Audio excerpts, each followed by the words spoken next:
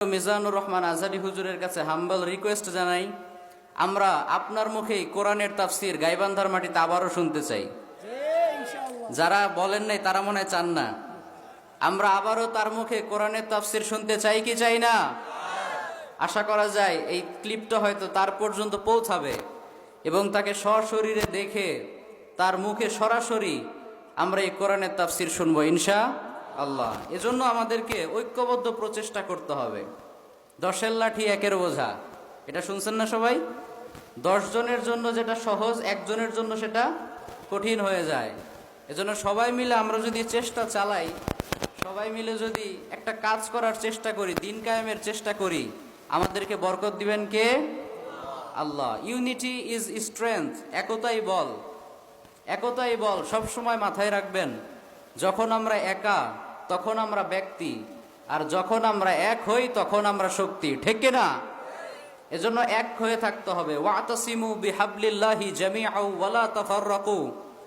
আল্লাহ বলেছেন সবাই মিলে ঐক্যবদ্ধভাবে আমার রজ্জুকে আঁকড়ে ধরো, বিভক্ত হয়েও না, কারণ বিভক্ত হলেই বিপদ, ঠিক কিনা?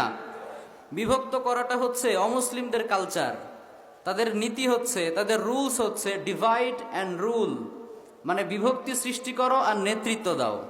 আওয়াজ করে বলেন তো, মুসলমানরা যদি ভাই ভাই হয়ে থাকে, এক হয়ে থাকে, তাহলে ইসলামের শত্রুরা আমাদের দিকে চোখ রাখাতে পারবে?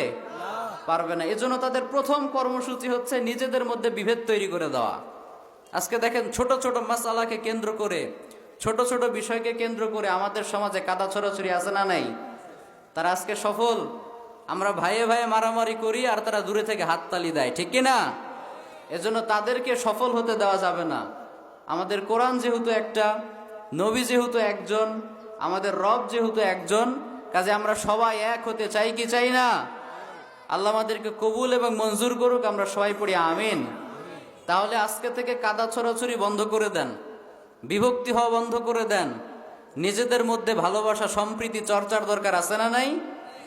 This is my first message to all of you tonight. আজকের প্রথম মেসেজ আপনাদের উদ্দেশ্যে, সেটা হচ্ছে লেটস বি ইউনাইটেড। আসেন আমরা এক হয়ে যাই। Let's lead an United life. আসেন আমরা ঐক্যবদ্ধ জীবনযাপন করি।